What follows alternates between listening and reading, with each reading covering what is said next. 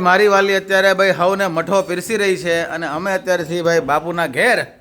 ખૂબ ખૂબ આભાર તમારો, અમારા ઘરે આવ્યા તમે, એમને મહેમાનગતિ કરવાનો મોકો આપ્યો. આભાર તમારો છે કે ભાઈ અમે ખાલી કીધું હતું કે ભાઈ શાંતિથી જમણવાર કરી નાખજો, પણ બાપુએ તો અહીંયા આમ જોવો તો ભાઈ 32 ભાતના ભોજન અહીંયા પીરસી દીધા છે અને બાપુએ એક નાની અમથી ગદ્દારી કરી છે ભાઈ અમારી યારે. શું ગદ્દારી? પાલો આપણે શું કીધું હતું એને કે ભાઈ ના ચાલે ભાઈ, ના ચાલે, ના ચાલે. ખાલી શાક રોટલીની વાત થઈ હતી, મઠ્ઠો ના પડી હતી, પણ આજો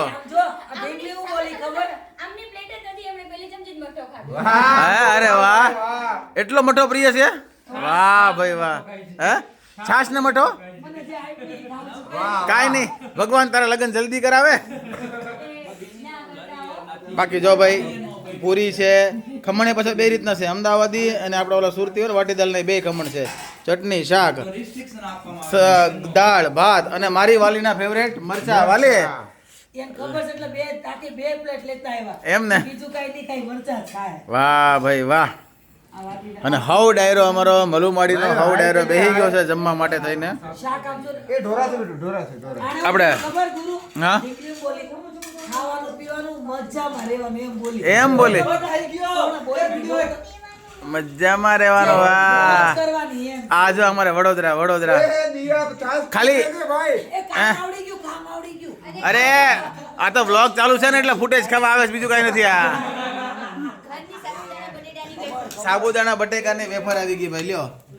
પણ આપણે શું કહે, તમે બાથરૂમમાં શું સિંગિંગ કરતા હતા? આ રોજ ગાવ છો કે આજ પહેલી વાર ગાયું?